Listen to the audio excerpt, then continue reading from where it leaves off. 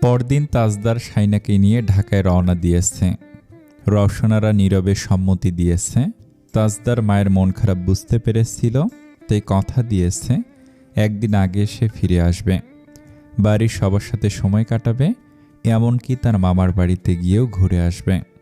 তখন রওশনারা খুশি হয়েছিল। আকাশপথের সংক্ষিপ্ত যাত্রা শেষে তারা যখন ঢাকা শাহজালাল আন্তর্জাতিক বিমানবন্দরে নামল, তখন বিকেলের রোদেল আকাশটা কিছুটা মলিন হয়ে এসেছে। চট্টগ্রাম থেকে বিমানে আসায় ক্লান্তি খুব একটা হয়নি, তবে শাইনার চোখে মুখে এক ধরনের মুগ্ধতা ছিল। মেঘের ওপর দিয়ে ওড়ার প্রথম অভিজ্ঞতা, সে নিজের অজান্তেই বারবার তাজদারের কাছে গল্প করছিল। তাজদার চুপচাপ তার এক্সাইটমেন্ট দেখছিল আর মনে মনে ভাবছিল, ইউকে গিয়ে যখন সেখানকার দর্শনীয় স্থানগুলো সে দেখবে, তখন তার উত্তেজনা কেমন হবে। যদিও এইবার সম্ভব না, তার চতুর্থ বর্ষের ফাইনাল শেষ হওয়ার পর ইনশাআল্লাহ। বিমানবন্দর থেকে তাজদারের ব্যক্তিগত গাড়ি তাদের নিয়ে রওনা দিল গুলশানের উদ্দেশ্যে। যানজট ঠেলে যখন তারা গুলশানের অভিজাত সেই বাড়িতে পৌঁছালো, তখন সন্ধ্যা ঘনিয়ে এসেছে।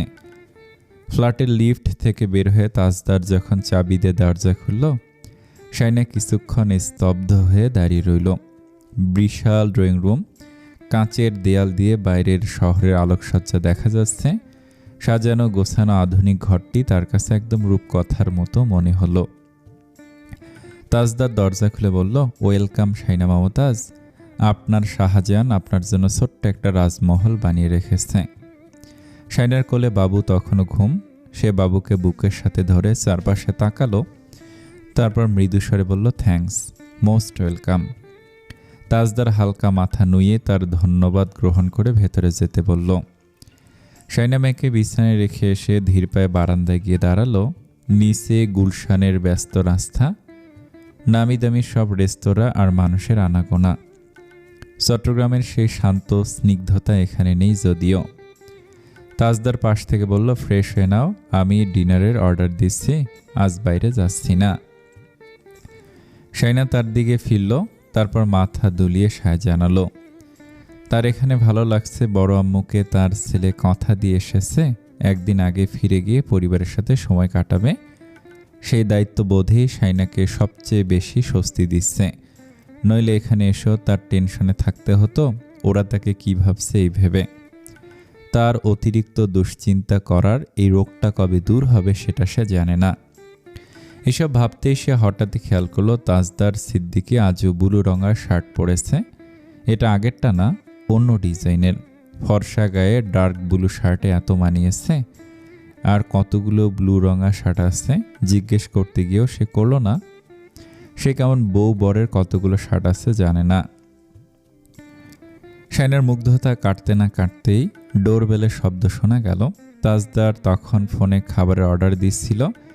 শাইনা অবাক হয়ে দরজার দিকে তাকালো। তাজদার ইশারায় শাইনাকে ভেতরে যেতে বলে নিজেই দরজা খুলল। দরজার ওপাশে মাঝবয়সী এক ভদ্র মহিলা, তার পেছনে দুজন তরুণী দাঁড়িয়ে। সবার হাতেই কোনো না কোনো গিফট বক্স বা খাবারের প্যাকেট। কেমন আছো বাবা? নুভা তিতলি কেউ আসেনি? না আন্টি, আপনাদের নাতনি আর তার মা এসেছে, আসুন। কেমন আছেন? আছি আলহামদুলিল্লাহ। এই তোমাদের কি খবর? মেয়ে দুটো লজ্জা পেয়ে গেল। ভদ্রমহিলা বেশ আন্তরিকতার সাথে ভেতরে ঢুকলেন। নিচ থেকে গার্ডের কাছে শুনলাম তোমরা এসেছ। তোমার আম্মা যদিও ফোন করে বলেছিলেন তোমরা আসতে পারো, কিন্তু আমি তেমন বিশ্বাস করিনি। তো হুট করে দেশে ফিরলে যে? তাদের কথাবার্তার মাঝে শাইনা পর্দার আড়াল থেকে ধীর পায়ে সামনে আসতেই সবার দৃষ্টি তার দিকে নিবদ্ধ হলো। তাজদার পরিচয় করিয়ে দিল, শাইনা মমতাজ।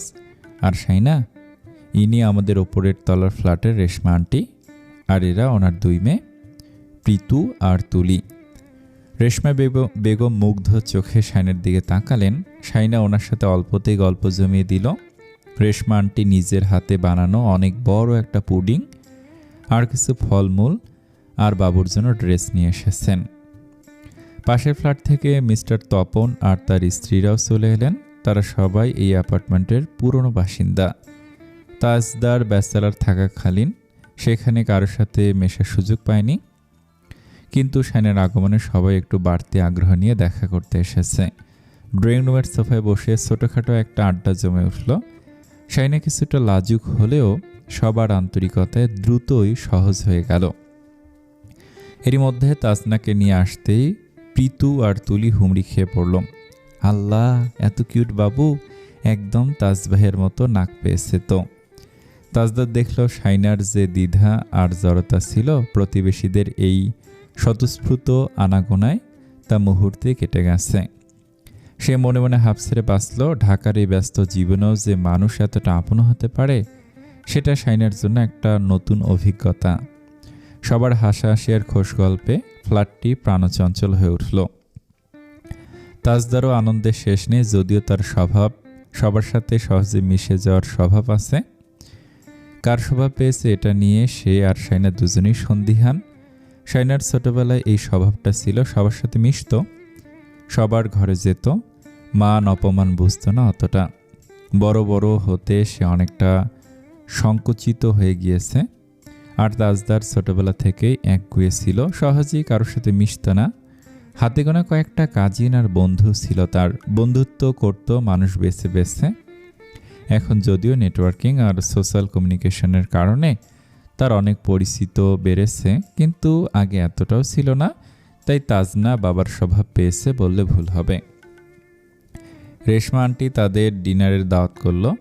তাজদার তা বিনয়ের সাথে ফিরিয়ে দিল। রেশমা আন্টিও জোরাজুরি করলো না, উনি ডিনারের প্রস্তুতি নিয়ে আসেননি, সৌজন্যতার খাতিরে বলা দরকার তাই বলেছে। কিন্তু আগামীকাল তাদের লাঞ্চ ওখানেই করতে হবে এমন ওয়াদা করে ফিরে গেলেন। হ্যাঁ, এরই মধ্যে আরও কয়েকটা দম্পতি দেখতে এসেছে, খাবার দাবার আর বাবু আর বউয়ের জন্য উপহার সামগ্রী নিয়ে। শাইনা এইটুকুতেই বুঝলো বাড়িওয়ালা হিসেবে বড় আব্বু হয়তো আন্তরিক মানুষ, তাই তাদের সাথে সবাই এত আন্তরিকতা দেখাচ্ছে। কিছুক্ষণ পর রান্নাঘরের কাউন্টারে রাখা বড় বড় কয়েকটা ব্যাগ খুলতে তাজদার আর শাইনা একে অপরের দিকে তাকিয়ে হেসে উঠল। শাহিদা বেগম যে ভেতরে ভেতরে এত আয়োজন করে রেখেছেন সেটা তার ঘুণাক্ষরেও টের পায়নি। ব্যাগের ভেতর থেকে বেরিয়ে এলো কয়েক কেজি আটা, ময়দা, 2 লিটারের তেলের বোতল, এমনকি কয়েকটা গায়ে মাখার সাবান আর শ্যাম্পুর প্যাকেটও। শাহিদা বেগম হয়তো ভেবেছেন জামাই বউ ঢাকা গিয়ে হুট করে কোথায় এসব খুঁজবে, তার চেয়ে ঘর থেকে গুছিয়ে দেওয়াই ভালো। তাজদার একটা সাবানের প্যাকেট হাতে নিয়ে বলল, সিরিয়াসলি, গুলশানে দোকানপাট নেই নাকি আমরা কোনো গহীন জঙ্গলে সংসার পাততে যাচ্ছি? শাইনা আটার প্যাকেটটা গুছিয়ে রাখতে রাখতে বলল, ভালোই হয়েছে, কাল সকালে অর্ডার করতে হবে না কিছু। হাসাহাসি আর কথাবার্তার মাঝেই ডেলিভারি বয় খাবার নিয়ে এলো। বিফ বিরিয়ানি আর কাবাবের মোমা গন্ধে ড্রয়িং রুম ভরে উঠল। তাজদার খাবারগুলো টেবিলে সাজাতে সাজাতে বলল, লিসেন শাইনা মমতাজ, আম্মা যেহেতু এত কষ্ট করে আটা পাঠিয়েছেন, কাল সকালে কিন্তু আমি গরম গরম হাত রুটি খাবো, কোনো এক্সকিউজ চলবে না। শাইনা সরু চোখে তার দিকে তাকালো। আমি ঘরের সমস্ত কাজ জানি, আপনি কি মনে করেছেন আমি কাজবাজ জানি না? তাজদার ইচ্ছে করে বলল, তেমনই শুনেছি, মানে রান্নাবান্না একটা বেসিক স্কিল, এটা আমি পারবো না আপনি ভাবলেন কি করে? আপনি ভুলে যাচ্ছেন আমি কয়েক মাসে প্রস্তুতি নিয়ে IELTS দেয়া মেয়ে, আমার স্কোর দেখে কেউ ভাবতেই পারবে না আমি এত অল্প সময়ে প্রস্তুতি নিয়েছি। তাজদার তার গড়গড় করে বলা কথা মনোযোগ দিয়ে শুনে যাচ্ছে গভীর হয়ে। মনে হচ্ছে এই প্রথম তার সাথে কোনো জড়তা ছাড়া, সংকোচ ছাড়া, কোনো মেকি ভাব ছাড়াই এত সাবলীলভাবে কথা বলছে শাইনা মমতাজ। শাইনা কথা বলতে বলতে তার দিকে তাকিয়ে থেমে গেল। তাজদারকে ওভাবে তাকিয়ে থাকতে দেখে সে চুপসে গেল। তাজদার তার দিকে এগোতে এগোতে ঠোঁট উল্টে বলল, মেন্টর কে ছিল মানে? শাইনা অবাক হলো। পিছিয়ে যেতে যেতে তার বুক বরাবর হাত ঠেলে দিয়ে ঠান্ডা গলায় বলল, ঘরের মানুষের কাছে পড়ে কজন এমন স্কোর এনেছে সেটা আগে দেখান। তাজদার এক চুলো পিছু হটল না, বরং শাইনার হাতটা সুকৌশলে নিজের হাতে পেঁচিয়ে নিয়ে তাকে চট করে টেনে নিল নিজের আয়ত্তে। শাইনার শ্বাস আটকে এলো। চোখে চোখ রেখে ঠোঁটের কোণে অল্প করে আত্মবিশ্বাসী হাসি ঝুলে তাজদার বলল, মেনে নিলাম স্টুডেন্ট ভালো ছিল, ব্রিলিয়ান্ট ছিল, but remember a brilliant student shines bright under the right mentor. তাজদারের এই আকস্মিক আক্রমণে শাইনে কিছুটা হকচকিয়ে গেছে। বুকের ভেতর হৃৎপিণ্ডের ধুকপুকানি এক লাফে বেড়ে গেল কয়েক গুণ। সে ছাড়িয়ে নেওয়ার চেষ্টা না করে বরং স্থির দৃষ্টিতে তাকালো তাজদারের চোখের দিকে। তাজদার তার মুখের কাছে মুখ ঝুঁকিয়ে ফিসফিস করে বলল, স্কোর সবাই দেখেছে মানলাম, কিন্তু এই স্কোরের পেছনে যার রাত জাগা পরিশ্রম আর শাসন ছিল তার কথা কে বলবে? শাইনা মুখটা অন্যদিকে ঘুরিয়ে নিয়ে তাচ্ছিল্যের সুরে বলল, শাসন না শোষণ সেটা নিয়েও বিতর্ক হতে পারে। তাজদার হাতের বাঁধন আর একটু শক্ত করে ধরে নিজের দিকে শাইনাকে আরও 1 ইঞ্চি টেনে নিল। শোষণেই সই, তবে এই রেজাল্টের পর রিওয়ার্ডটা কিন্তু আমার পাওনা, সেটা দিতে কিপটেমি করছেন কেন মিসেস সিদ্দিকী? শাইনার গাল দুটো মুহূর্তেই রাঙা হয়ে উঠল। সে নিজেকে সামলে নিয়ে গম্ভীর হওয়ার ভান করে বলল, আপনার পাওনা মিটিয়ে দেব, তবে আগে হাতটা ছাড়ুন, কেউ দেখে ফেলবে। তাজদার ভুরু নাচিয়ে বলল, এখানে কেউ নেই, এটা ভুলে যাওয়ার ভান করে লাভ হবে না। পাওনা কিভাবে মেটাবেন সেটার প্রসেস সম্পর্কে একটা ডিসকাশন চলুক খেতে খেতে। No way. তাজদার কিছু বলতে যাবে, তন্মধ্যেই তাজনা কেঁদে উঠেছে। শাইনার ঠোঁটের কোণে তির্যক হাসি রেখা ফুটে উঠল। তাজদার তাকে ছেড়ে দিয়ে গুরুতর ভঙ্গিতে পাশে কাটিয়ে চলে গেল মেয়ের কাছে। শাইনা দাঁড়িয়ে রইল। উফ, জান আরেকটুর জন্য বেরিয়ে আসছিল। হঠাৎ হঠাৎ মানুষের রূপ পাল্টাতে সে কখনো দেখেনি গিরগিটি সিদ্দিকী। শাইনা বিরিয়ানি আর কাবাবগুলো টেবিলে গুছিয়ে রাখলো, কিন্তু তার মন পড়ে রইল অন্য কোথাও। ড্রয়িং রুম থেকে তাজনার খিলখিল হাসির শব্দ আসছে। একটু আগে যে বাচ্চাটা কাঁদছিল, বাবার কোলে যেতেই তার কান্না উধাও। তাজদার সিদ্দিকী বাচ্চা সামলাতে বেশ পটু, এটা শাইনা স্বীকার করতে বাধ্য। খাবার টেবিলে বসার পর তাজদার একদম স্বাভাবিক। সে আয়েশ করে বিরিয়ানি মুখে দিয়ে বলল, এই রেস্তোরাঁর টেস্ট একদম বদলায়নি, খেয়ে দেখো।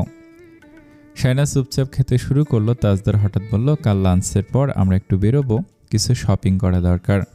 শাইনা বলল, আমি যাব না। তাজদার খাওয়া থামিয়ে শাইনার দিকে তাকালো, তারপর গম্ভীর হয়ে খেতে লাগলো চুপচাপ। ওকে। শাইনা তার মুখের দিকে চেয়ে রইল কিছুক্ষণ, তারপর মৃদু স্বরে বলল, আচ্ছা যাব, যেতে হবে না। যাব, আমি যাব না। শাইনা আর কথা বাড়ালো না। এই লোকটার সাথে তর্কে যেতে অসম্ভব। খাওয়া শেষ করে শাইনা যখন প্লেটগুলো সরাচ্ছিল, তাজদার পাশ দিয়ে যাওয়ার সময় ফিসফিস করে বলে গেল, আমি কাল এখানে পড়ে পড়ে ঘুমাবো, কোথাও যাচ্ছি না। বলে গটগট পায়ে হেঁটে ভেতরে চলে গেল। শাইনা মন খারাপ করে দাঁড়িয়ে রইল। রাতের গভীরতা বাড়ার সাথে সাথে গুলশানের বাহিরের কোলাহল কিছুটা স্থমিত হয়ে এসেছে, কিন্তু শাইনার মনের ভেতরে অশান্তিটা কমছে না। তাজদার রাগ করেছে কিনা সেটা সে বুঝতে পারছে না। মানুষটা হুট করে যেমন সহজ হয়, পরক্ষণে আবার বরফের মতো জমে যায়। শাইনা রান্নাঘর গুছিয়ে ড্রয়িং রুমে এসে দেখল তাজদার সেখানে নেই। সে ধীর পায়ে বেডরুমে ঢুকলো। দেখল তাজনা বড় বিছানার ঠিক মাঝখানে দুহাত ছড়িয়ে গভীর ঘুমে আচ্ছন্ন, আর তাজদার বিছানার একপাশে হেলান দিয়ে ল্যাপটপে কি যেন টাইপ করছে। চোখে রিডিং গ্লাস, কপালে হালকা ভাঁজ। শাইনা ঘরে ঢোকার সত্ত্বেও সে একবার তাকিয়ে দেখল না। শাইনা আলমারি থেকে নিজের কাপড় বের করে ফ্রেশ হতে ওয়াশরুমে গেল। ফিরে এসে দেখল তাজদার ল্যাপটপ বন্ধ করে লাইট নিভিয়ে দিয়েছে। শুধু বেডসাইড ল্যাম্পের মৃদু নীলাভ আলোয় ঘরটা মায়াবী হয়ে আছে। তাজদার পাশ ফিরে শুয়ে আছে, মনে হলো ঘুমিয়ে পড়েছে। শাইনা বিছানার অন্য পাশে সাবধানে বসল যাতে তাজনার ঘুম না ভেঙে যায়। কিছুক্ষণ স্তব্ধ হয়ে বসে থাকার পর সে তাজদারের পিঠের দিকে তাকিয়ে নিচু স্বরে ডাকল, শুনছেন? ওপাশ থেকে কোনো সাড়া নেই। শাইনা এবার একটু জোরে বলল, কথা বলবেন না? তাজদার এবারও নড়ল না। শাইনার খুব কান্না পেল। সে একটু এগিয়ে গিয়ে তাজদারের কাঁধে হাত রাখল। আমি তো যেতে চেয়েছি, আপনি কেন জেদ করছেন? তাজদার এবার হুট করে ঘুরে শাইনার হাতটা ধরে শাইনাকে নিজের দিকে টেনে নিয়ে বেশ গম্ভীর গলায় বলল, আমার জেদ নাকি তোমার অবহেলা? আমি চেয়েছিলাম এই কটা দিন তোমাকে আর তাজনাকে নিয়ে একটু নিজের মতো সময় কাটাতে, আর তুমি প্রথমেই বলে দিলে যাবে না। শাইনা অপরাধীর মতো মাথা নিচু করে রইল, কাঁপা গলায় বলল, সরি। সেই প্রথম সরি বলল কি? এ কখন বলেছে মনে নেই?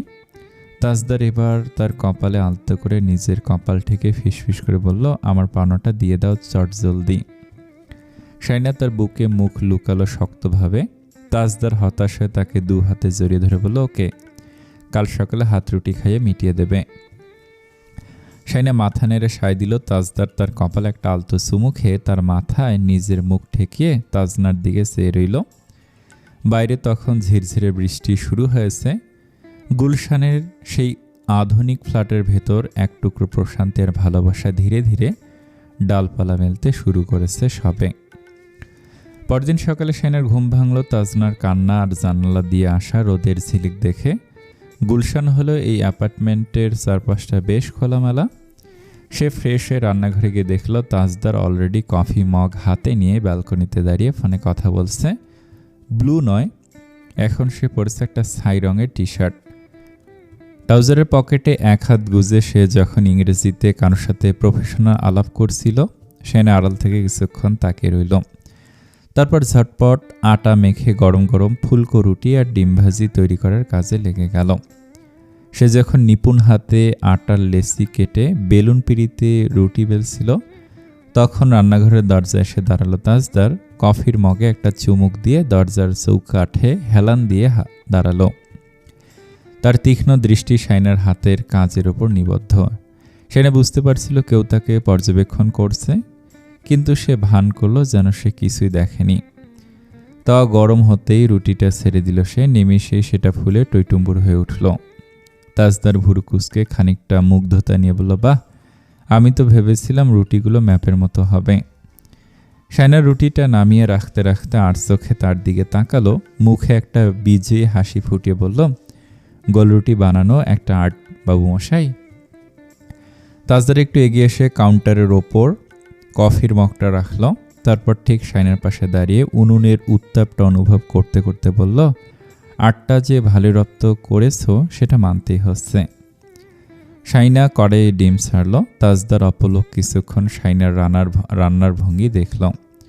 শাইনার অবিন্যস্ত চুলগুলো বারবার মুখের ওপর এসে পড়ছিল। সে হাতের উল্টো পিঠ দিয়ে বারবার তা সরানোর চেষ্টা করছিল। তাজদার হঠাৎ হাত বাড়িয়ে শাইনার কানের পাশ থেকে অবাধ্য চুলের গুচ্ছটা সরিয়ে দিল। শাইনা থমকে গেল। হাতের খুন্তিটা প্যানেই রয়ে গেল। সে লজ্জা লুকাতে দ্রুত ডিমটা পাল্টে দিল। অপ্রস্তুত গলায় বলল, আপনি গিয়ে টেবিলে বসুন, আমি আসছি।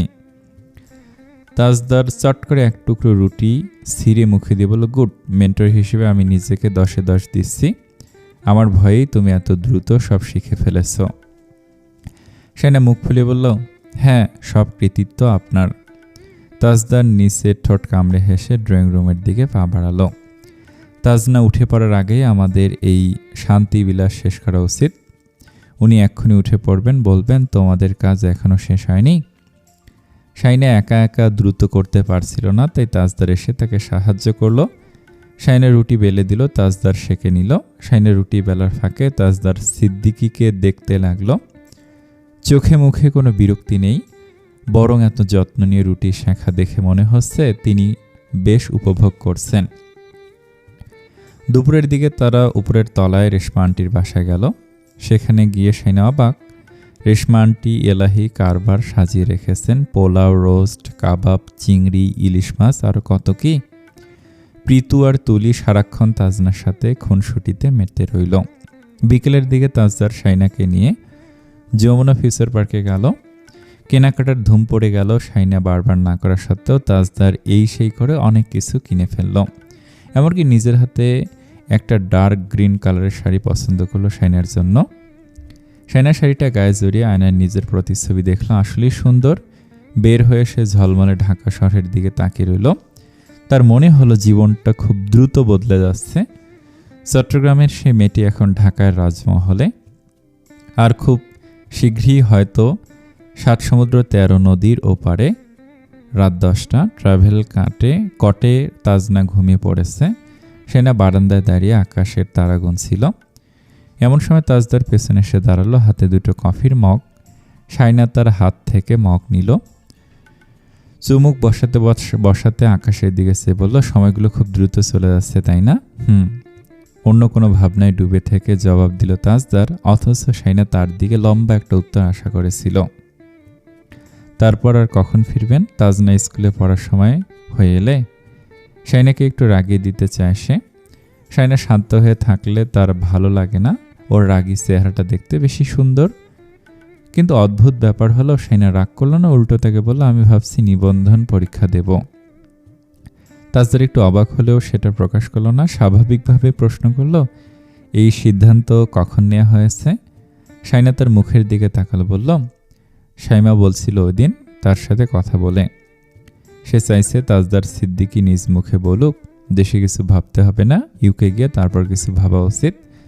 কিন্তু সে ঘুরে বালি বরং তাকে হতাশ করে দিয়ে তাজদার সিদ্দিকী বলল, ওকে, আমি নুভাকে বলবো ব্যাপারটা দেখতে। না, নুভা না, তৌসিফকে বলবো, ও বুঝবে ভালো। তাজনাকে আমি নিয়ে যাব 5 বছর হলে। ওখানকার এডুকেশন সিস্টেম অন্য লেভেলের, এখানে ওকে পড়ানোর ইচ্ছে নেই আমার। তাছাড়া সিকিউরিটি আর লাইফস্টাইল সব আলাদা, আমার ওকে নিয়ে চিন্তার কোনো কারণ নেই। শাইনা মুখটা সামান্য পাশ ফিরে রেখেছিল, মুখটা থমথমে গম্ভীর হয়ে আছে। তাজদার নিঃশব্দে তার দিকে তাকিয়ে হাব ভাব বোঝার চেষ্টা করলো। ঠোঁটের কোণে ধেয়ে আসা হাসিটা শেষ মুহূর্তে সামলে নিল, কফির মগটা তুলে নিয়ে মুখের সামনে আড়াল করে। শাইনা ভেতরে চলে যাচ্ছিল, তাজদার তার মগটা দিয়ে বলল, এটাও রেখে এসো। শাইনা তার হাত থেকে মগটা নিয়ে চলে গেল। তাজদার কিছুক্ষণ পরেই তাকে ডাকলো, শাইনা, আমার সাদা শার্টটা খুঁজে দাও। শাইনা তার শার্টটা খুঁজে দিল, রাতের বেলাও শার্ট পাল্টাতে হয়, সে শার্টটা দিয়ে চলে গেল।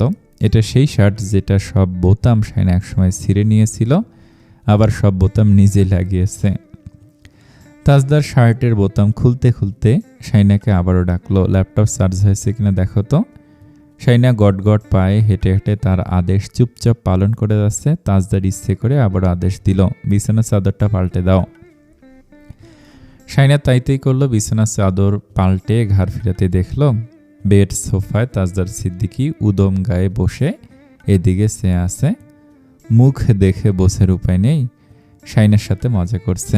মনে হচ্ছে সে বেশ গম্ভীর হয়ে কোনো জটিল কিছু চিন্তা করছে। শাইনা বিছানার চাদরটা তার দিকে ছুঁড়ে মারল, তাজদারের শরীর ঢেকে গেল। সে চাদরটা মুখের উপর থেকে সরিয়ে আরো গম্ভীর মুখে শাইনার দিকে চেয়ে রইল। শাইনা বারান্দায় চলে গেল। নিজের রাগ সংবরণ করতে করতে খেয়াল হলো তাজদার সিদ্দিকী শার্টের বোতাম লাগাতে লাগাতে এসে পড়েছে। সে স্বাভাবিকভাবে দাঁড়িয়ে রইল। তাজদার জানতে ছিল কোনো সমস্যা। শাইনা মাথা নাড়ালো, ঘুম, একটু পর, ওকে। সে মাথা নামিয়ে ফোনে চোখ রাখলো। তার চোখে খেয়াল করলো শাইনা তাকে ঢাকায় এনেছে ফোনে চোখ ডুবিয়ে রাখার জন্য। কিছুক্ষণ চুপচাপ দাঁড়িয়ে থাকার পর সে যখনই চলে যেতে নিল, তখনই ফোনে চোখ ডুবিয়ে রাখা অবস্থায় তার কবজি শক্ত হাতে ধরে হ্যাঁচকা টানে নিজের কাছে টেনে নিয়ে এলো তাজদার সিদ্দিকী। শাইনা তার মুখের দিকে অবাক জলজল দৃষ্টি দিয়ে তাকাতেই তাজদার ফোনটা পকেটে রাখতে রাখতে মাথা নামিয়ে তার চিবুকে চুমু দিল। শাইনা সরে যাওয়ার চেষ্টা করলো, নিজেকে ছাড়িয়ে নিতে না পেরে রেগে মেগে বললাম, I hate you but I love you more, I hate you more. Tajdar তাকে হালকা ঠেলে দিয়ে দেয়ালের সাথে চেপে দাঁড় করিয়ে ধীরে ধীরে বলল, ভাগ্যিস আল্লাহ আমাকে মগজ দিয়েছে তোমার লাভ ল্যাঙ্গুয়েজ বুঝতে। শাইনা ক্ষিপ্ত হয়ে বলল, কোনো লাভ টাভ কিছু নেই। তাজদার তাকে টেনে আরও মুখোমুখি নিয়ে এসে বলল, তাহলে আর 10 বছরও দেশে ফিরব না। এই যে এখন শুয়ে আছি তোমাকে, তুমি আমাকে শুয়ে আছো, এটা আগামী 10 বছরও আর সম্ভব হবে না। বলে তার চিবুক জুড়ে চুম্বন করতে লাগলো। শাইনা কেঁপে কেঁপে উঠল, ধরা গলায় বলল, লাভ নেই বলেছি, ক্ষতি নেই তো বলিনি। তাজদার সিদ্দিকী তাকে 2 হাতে বুকের সাথে আষ্টে পৃষ্ঠে জড়িয়ে নিতে নিতে মনে মনে প্রশান্তিময় হাসল। এটাই সেই মুহূর্ত, সেই স্পর্শ, সেই স্বীকারোক্তি যেটার একটা তো কোনো ভনিতা নেই, তার কোনো অধিকার নামক দাবি নেই। শাইনা মমতাজের কোনো আপত্তি নেই। তারপর শাইনা ছোট্ট করে প্রশ্ন করল, তারপর আর কি? তারপর 2টো মানুষ, একটা পুতুল আর একটা ঘর। কি হবে এসব দিয়ে? তাজমহল। শাইনা তার বুকের সাথে একদম লেপ্টে গিয়ে বলল, তাজমহল একটা কবর। তাজদার তার মাথায় চুম্বন করে বলল, কবরই তো। আমাদের সব বিদ্বেষ, অহংকার, মনোমালিন্য, প্রতিশোধ স্পৃহা, রেষারেষি, হিংসা, হিংস্রতার চিরসায়িত কবর। আর এই কবরের উপরেই আমরা যে সংসার সাজাবো সেটাই আমাদের তাজমহল। তাসনুভা পুকুর পাড় থেকে এসেই রাগে ফোঁসফোঁস করে যাচ্ছে। ঝিমলি তার হাবভাব দেখে বলল, কিরে রায়বাঘিনী, কোন পোকা কামড়ে দিল? কি দেখলে হঠাৎ এমন ফোঁসফোঁসানি কেন?